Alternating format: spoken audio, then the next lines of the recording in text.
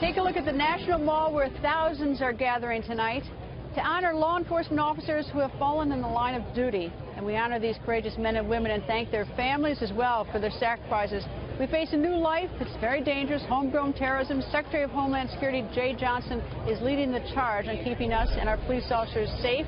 He joins us. Good evening, sir. Greta, thanks for having me. Well, we did this last year. You were here last year. And glad to see you had my old friend Larry Byrne in the chair a moment ago. We were federal prosecutors together about 27 years ago. When Rudy Giuliani was the U.S. Attorney. Rudy Giuliani hired us both, and it was a terrific time to be a young prosecutor in Manhattan. So tonight you're going to be a keynote speaker again, or going to speak. Yes. What do you hope to impart to the group here?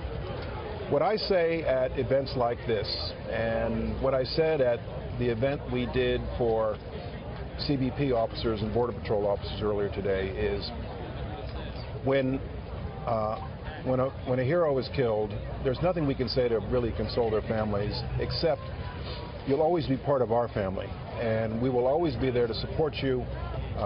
Please come back for events like this. You'll always be part of our family. We will do whatever we can to support you in your time of need. I think that means a lot to people, and we obviously do the best we can.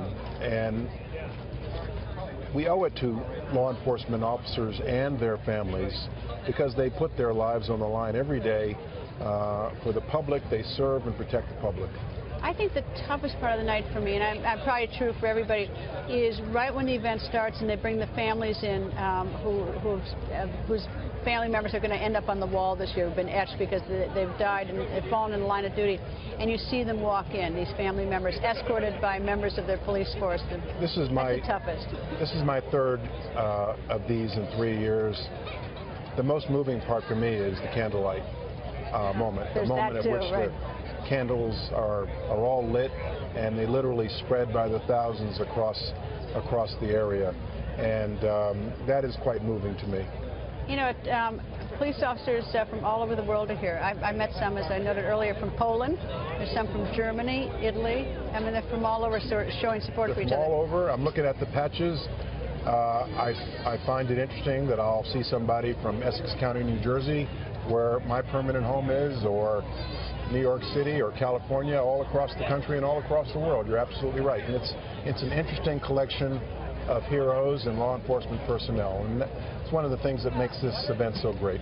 When you were a prosecutor, you worked with FBI agents a lot, probably NYPD as well. Jim Comey was with Larry and me in the U.S. Attorney's Office, yes. It's a very small world. Very small world. Has policing changed in the last 30 years? I would say yes. I think that policing is much more community-based. I think that law enforcement over the last several decades has learned to more effectively engage communities. There are always some trouble spots and lessons to be learned, but I think that overall law enforcement is doing a better and better job of engaging the community, understanding the community, working with the community. The policeman is there to protect and to serve the public. And I know a lot of police officers that believe it. And so I think that's certainly one evolution I've seen since the days I was a young prosecutor.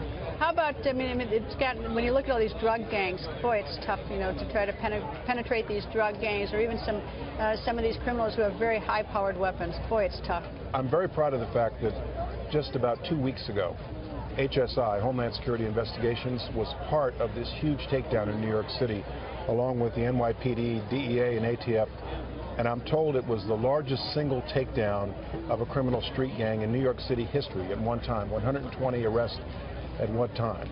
And that kind of thing obviously has a tangible effect on the public safety in a specific neighborhood. And I think we need to keep at it and keep doing that kind of good work.